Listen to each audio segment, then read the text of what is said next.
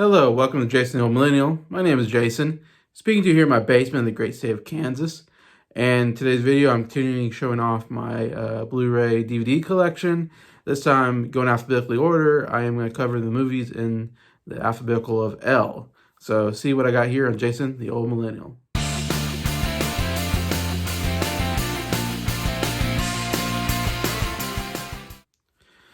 Hello everybody, hope everybody's doing well here on a Wednesday afternoon period. And yeah, continuing my kind of series of showing off my Blu-ray DVD collection, which I have about 170 movies at the moment. So not a huge collection compared to some of the people on YouTube who have probably hundreds and thousands of Blu-rays and DVDs. Not quite up to that level as a collector or whatever, but I do love having physical media, and I admit I don't put it in the Blu-ray player as much as I do streaming, but I try to catch them every once in a while. I'll try to put it in, watch special features, watch the auto commentary. Love doing that kind of stuff anyway. So yeah, so here's my Blu-rays in the letter L. Starting with a Kung Fu classic, Legend of the Drunken Master with Jackie Chan there. Not a really particularly creative cover there. But yeah, if you're a Jackie Chan fan, this is a must movie in the Jackie Chan filmography. Or if you're a Kung Fu enthusiast, yeah, this is always considered one of the maybe top 5 best Kung Fu movies of all time. And Jackie Chan, what I love about him is his combination not only of martial arts and his ability to choreograph really cool scenes, is also his comedic timing and the comedy that he puts into his movies.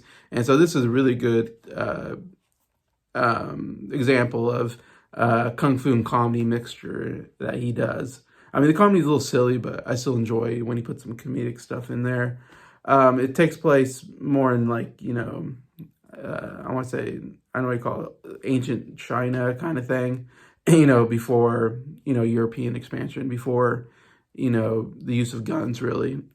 That time period where, of course, everybody's just using martial arts and different swords and different kind of weapons like that. So it's more of a time period type piece than a modern Kung Fu movie. But yeah, it works really well. One of the best things is his invention of drunken Kung Fu, which this is actually a sequel to a movie he made back in 1977, 78, somewhere around there. He made Drunken Master, and that's where he first kind of showcases this Kung Fu style called drunken, I think it's called drunken boxing or something like that. Anyways, where unlike normal Kung Fu, where it's very, precise, very, fluid kind of thing, or I don't want to say, good stance and all that, it's more of he stumbles around and he moves like this and he acts drunk, and yet his Kung Fu is absolutely amazing. But it's a very unusual style where he uses very unusual techniques. But it's very entertaining to watch him do the drunken style. I don't think it's real style, it's just something made up for that looks good in the movie. Anyway, so the sequel called Legend of the Drunken Master. A lot to say about this. I don't know if I have time to say any more, but yeah, definitely must if you want to get into Kung Fu movies. Second one is Lego Batman. The only Lego movie I have. I really enjoy this movie. Will Arnett is so funny as Batman, and it has a really cool cast of actors here with Zach Galifianakis, Michael Cera, Rosario Dawson, Ralph Fiennes, and just tons of others. I mean, the voice casting is really good. And it's just a really funny movie. Takes the Batman genre and kind of finds a very interesting way to look at Batman as this loner who doesn't like teamwork and stuff like that. And it has some actually decent emotional moments in there that I like. But yeah, I definitely love the Batman and Robin's kind of the relationship during the movie. And also his relationship with Joker is pretty funny as well. Anyway, so yeah, just a lot of good meta humor, I would say. And there's so many other, in this movie, Joker opens up this portal to other villains from other like multiverses, basically. So you get like Voldemort coming in, and Sauron comes in, and Jaws, I think, maybe comes in, or King Kong comes in. Anyway, so it's really funny seeing all the, different villains coming together to try to stop Batman. But yeah, very excellent comedy animation. All right, and then I got one of my favorite musicals of all time, Les Miserables. I think that's how you pronounce it, or is it Les Miserables? Sorry, I just got done with a night shift and all that, so I'm a little tired. But yeah, absolutely love this musical. The music is absolutely amazing. Hugh Jackman, to me, should have won the Oscar. Gave such a great performance. Anne Hathaway gave one of the greatest performances I've ever seen in my life. She's not in it that much. She won the Oscar for Best Supporting Actress. But that song, Dream a Dream, that she sings is just heartbreaking. And the camera just close up of her singing it. And it doesn't cut away, doesn't move. She has to do the whole performance with a close up. And man, just acts the heck out of that. And definitely deserved the Oscar. You got Amanda Seyfried and Russell Crowe. It's also the first movie I really saw Eddie Redmayne in. Anyways, and Eddie Redmayne went to go win an Oscar after this, but he has the good part in Maris in this. But yeah, if you like musicals, man, this is such a must. I mean, the story is really good too, because it's about forgiveness, and the guy kind of converts to Christianity, and turns his life around because of forgiveness, changes his life. Someone forgave him, so basically helped him when he was in need, and so he becomes a good man. And so I love that whole idea of how powerful forgiveness can be in your life. Anyway, so yeah, really great. All right, here I got one of my favorite movies. Life is Beautiful. It's from Italy. You got the Roberto Benigni in the lead here. It's such an interesting movie. It's a kind of romantic comedy, but also a Holocaust movie at the same time. And how do you put those two together and make it work is just beyond me. But in my opinion, it works very well. I think there's some criticism that, how do you have comedy mixed in with the Holocaust, which is like one of the most horrible things that's ever happened in human history. And somehow he finds a way to bring some comedy within the Holocaust. And the first half of the movie is just a romantic comedy, and it's like the best romantic comedy I've ever seen. I think that's why I love this movie so much, is that first part where he's trying to get this girl to fall in love with him. And then the second half is more the Holocaust story, which is more heartbreaking, of course, at moments, but yet still finds a little comedy within here and there. And yeah, it's just an amazing movie. Love Roberto Benigni, won Best Actor for this, won Best Foreign Film. The musical score is absolutely amazing. It won Best Dramatic Musical Score, I think. So yeah, Roberto Benigni is a very hit and miss actor, but this is like definitely one of the greats. I mean, nominated for Best Picture that year. One of my probably my favorite foreign film of all time. I don't watch a lot of foreign films, but this one definitely would be top of my list. Yeah, definitely got to check this out. It's just a unique movie and definitely one of my favorites. All right, gosh, so many good movies. L is maybe the best letter in the alphabet, because I go from one great movie to another. Because I love Les Miserables, Life is Beautiful. Now I got my favorite animation movie, Lion King, my favorite Disney movie. In fact, this is the Blu-ray. It looks like a DVD case. I don't know if I like that. It doesn't look like a Blu-ray, but it is a Blu-ray DVD combination anyways. But yeah, okay, say Lion King, favorite animation movie. Saw it in the theater in 1994, was it? Saw it on my birthday. In fact, it was like around my birthday time, and I took some friends. My dad took us and saw this. Absolutely loved it when I saw it in theater, and I watch it all the time and still absolutely love this movie. The music is really fantastic. You got Elton John, Elton John and Tim Rice, I think, writing the music. Hans Zimmer's score is absolutely amazing. It might be my favorite Hans Zimmer score, and he's got so many amazing scores. He's one of the greatest movie scores, persons, I don't know what we call him. He's won, I think, maybe 2 Oscars. He won an Oscar for this movie for Best Score. But yeah, score is absolutely amazing. My favorite Hans Zimmer. But yeah, just a really great story that has comedy, has lots of emotion. I mean, there's one death scene that just is still to this day just really heartbreaking and really brings a tear to my eye. Timon and Pumbaa made some of my favorite sidekicks ever. I can't say enough. Lion King, absolutely amazing. All right, then I got interesting movie, Little Women. This is the newest one that came out, I think 2019 period. It was like, I would say it was like the last movie I saw before COVID, and then I went 2 years without going to the movie theater. So this was like the last movie I saw in the movie theater, and then I saw 3 movies in the movie theater this last year. So, but I haven't seen too many, but this is one of the few. And this is one of the biggest surprises to me. I wasn't expecting to really love this movie, and then saw it in theater, and just, man, it really blew me away. The performances were great. Saoirse Ronan playing the lead, absolutely amazing. Timothy Chalamet I thought was really good in here. He seems like he's getting a lot of roles lately after his Oscar nomination, and I don't know if they're all great, but this is definitely a great performance from him. But yeah, Florence Pugh, first time I saw her really, and she got an Oscar nomination for Best Supporting Actress for this movie, so a really big movie for her, and she's kind of blown up since then. Of course, Emma Watson from the Harry Potter movies are in here. But yeah, it's a really good story, good drama, good romance. Even as a guy, I do like a little romance every once in a while, or a movie that has good romantic storylines. I thought this had a really good romantic storyline in there, or a couple to say. And I just think the cinematography was amazing, set design, the musical score was really great. Costuming, I mean, it's like everything was done so well.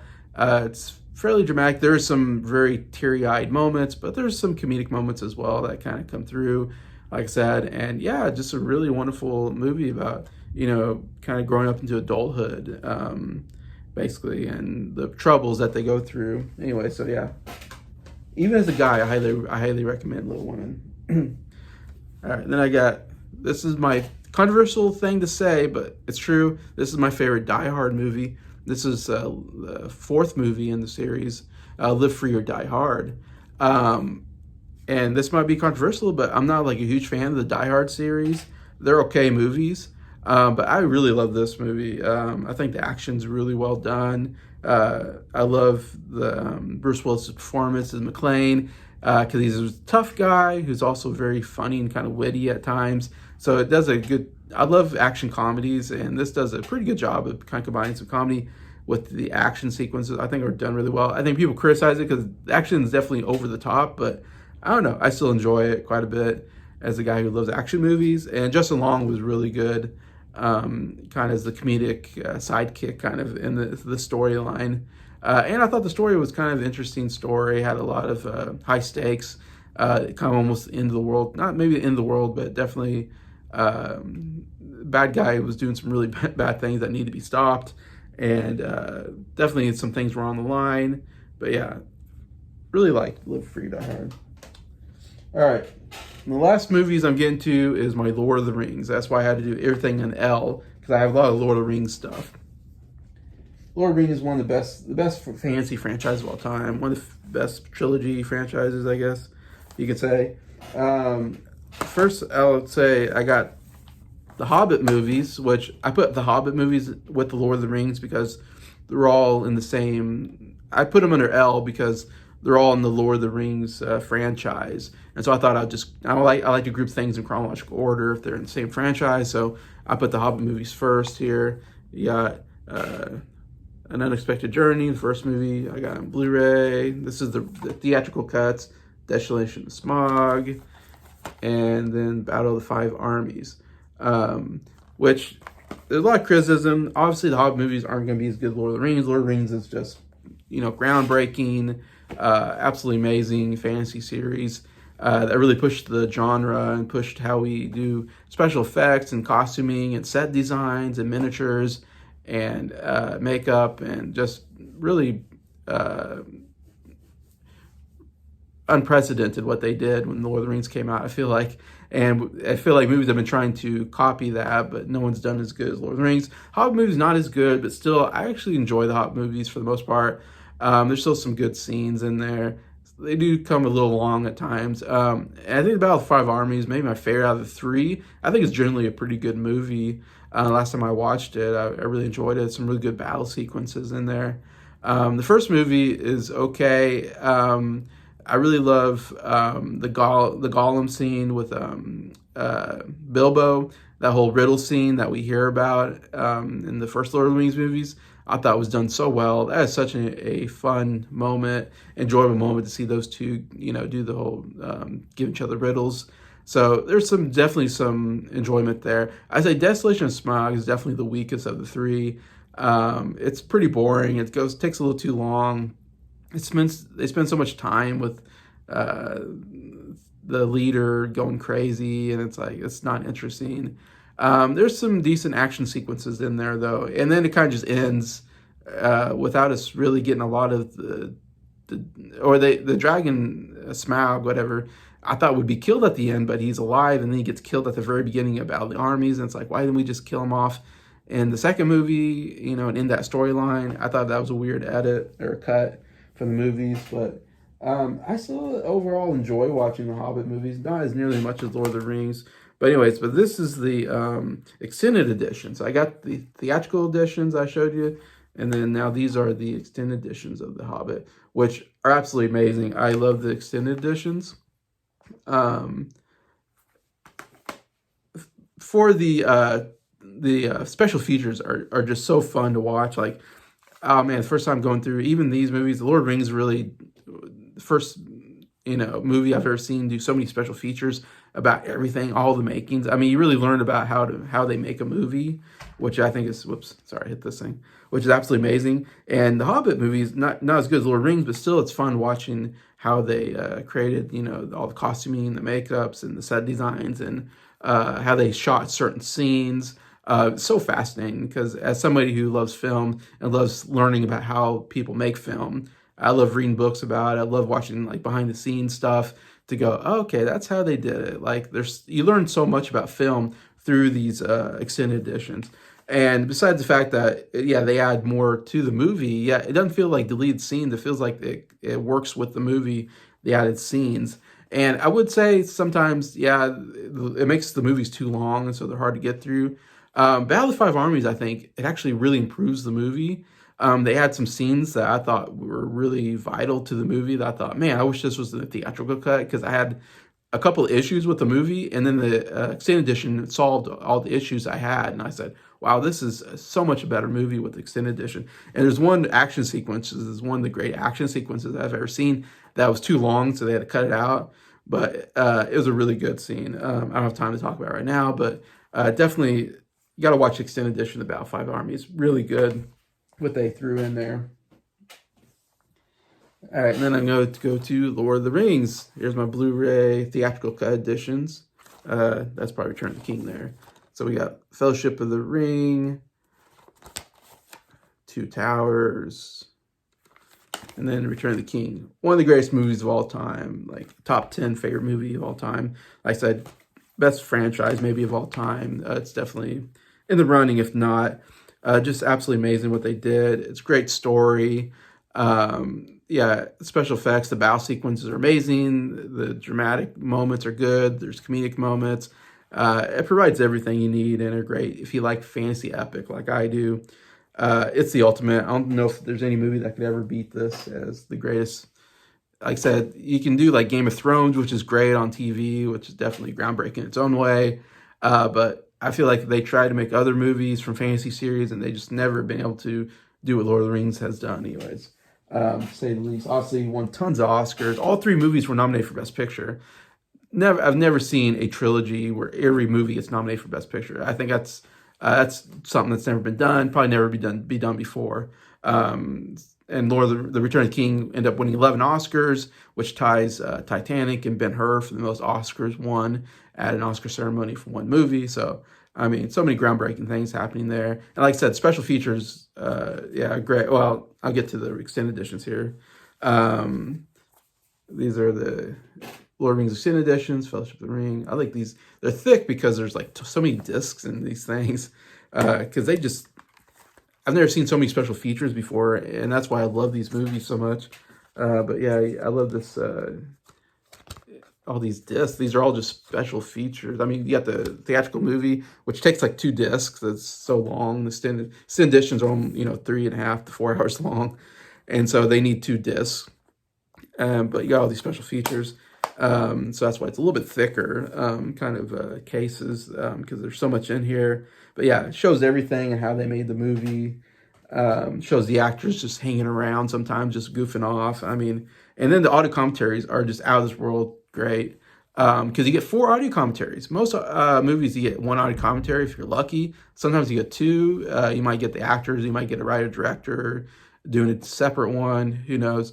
But 4, they do an actor's commentary, a director, writer's commentary, and then they do, I forget, they do one that's on like the people that were like behind the scenes making the, sets and special effects. And so all the technical guys have their own, which they never get their own audio commentary, and which I think is awesome because you learn so much about how they made the movie through listening to the audio commentary and going like, oh, that's how they shot this scene, or that's how they made it. Oh, that's a special effects. That's a matte painting. That's a miniature that they, so you go, wow, it's just absolutely amazing what they had to do to make this movie. I mean, it's what an undertaking you had to do. But and then I can't remember what the 4th one is, but it's just more people behind the scenes, anyways. But yeah, I got the 2 Towers extended edition, and then Return of the King. But yeah, I think a must. Yeah, when I remember the first time watching extended editions, and I thought they were just so amazing. So I look forward to these extended editions after, because the Blu-ray, or the back in the day when it was just DVDs, the theatrical DVD would come out, and then I just couldn't wait for the extended edition because they look so cool, and just hours. I mean, you spend hours and hours watching special features, which to me, I love that. I don't know about anybody else, but yeah, absolutely must. Of course, being a Lord of the Rings fan, yeah, I love having all the Hobbit movies, all the Lord of the Rings movies, and both theatrical and extended. Sometimes I'll watch a theatrical if I don't want to watch a really long movie, but it's fun to watch extended every once in a while. And also I go through special features every once in a while just to rewatch them, and because they're so entertaining for me to watch. Really fun getting to know. I wish more movies did that. It's too bad that Lord of the Rings is pretty much the only movie I've seen that I spent that much time with their actual Blu-rays or DVDs. Really, fan service kind of things. But yeah. So anyway, so that's why it took me a while to get through that, because of those Lord of the Rings movies. But as the L's in my really great, I mean, like I said, Lord of the Rings, I mean, Lion King, Life is Beautiful, Les Miserables, Legend of the Drunken Master. I mean, man, these are some of the greatest of those genres that I absolutely love. So, really good letter L. Tell me what you think. What was your favorite movie in there? Favorite Blu-ray there? Tell me what you think about the L's. Love to read your comments. And just thank you to everybody watching the video. Thank you for liking it. And thank you to all the subscribers for supporting the channel. I appreciate you all and hope you have a good day.